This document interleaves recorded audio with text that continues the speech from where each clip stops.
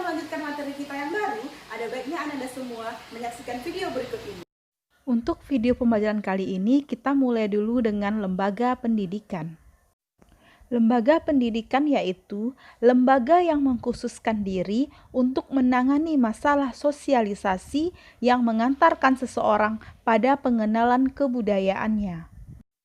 Lembaga pendidikan terdiri dari 3 jenis. 1.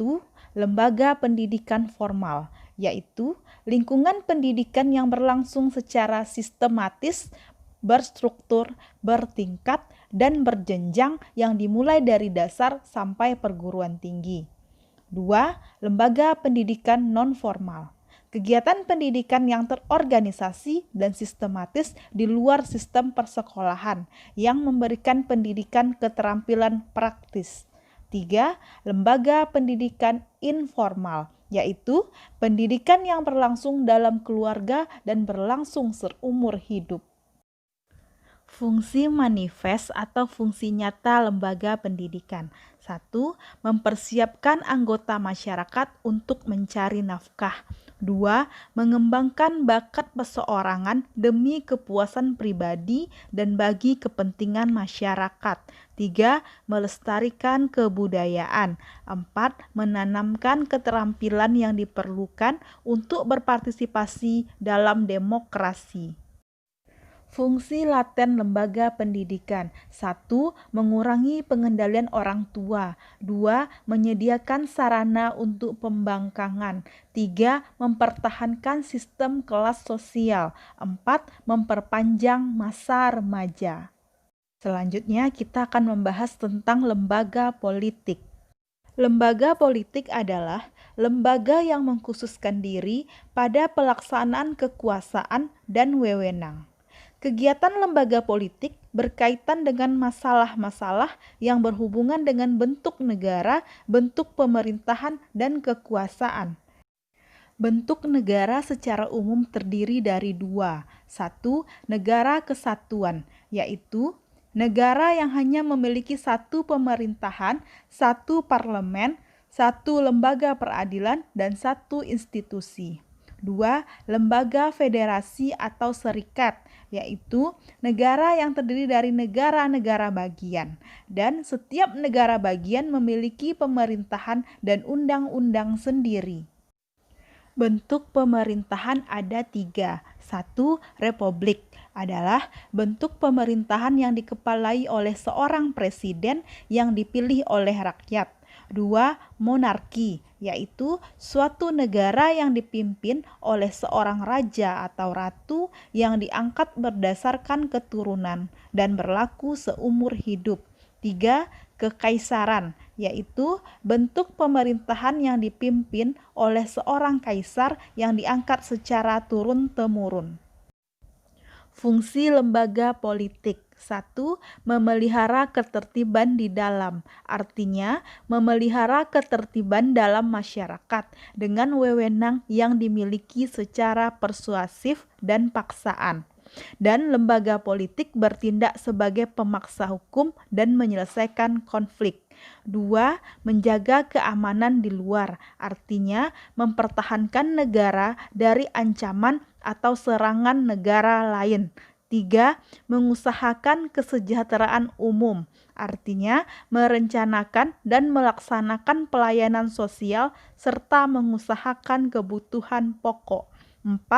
Mengatur proses politik, artinya mengatur persaingan untuk memperoleh kekuasaan. Sekarang kita lanjutkan kepada lembaga ekonomi.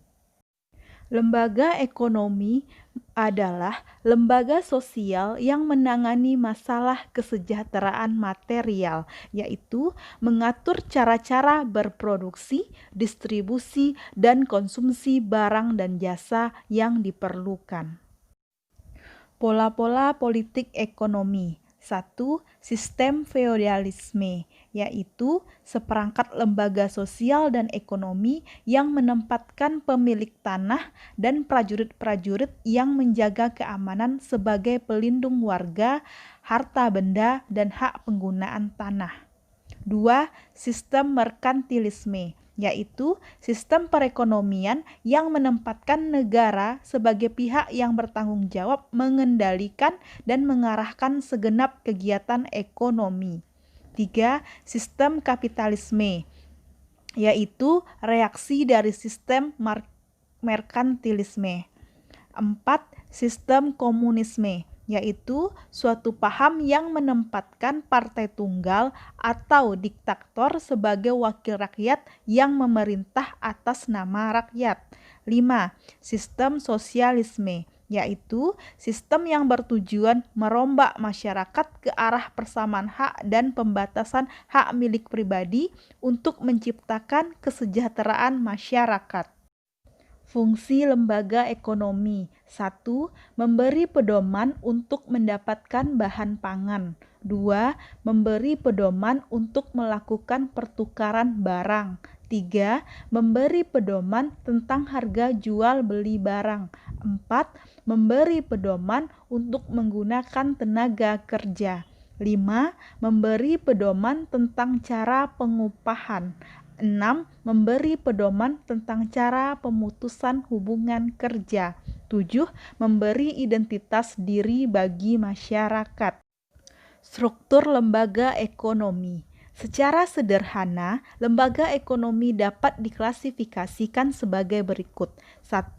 Sektor agraris, meliputi kegiatan pertanian seperti sawah, perladangan, perikanan, dan peternakan. 2. Sektor industri, ditandai dengan kegiatan produksi barang. 3. Sektor perdagangan, merupakan aktivitas penyaluran barang dari produsen ke konsumen.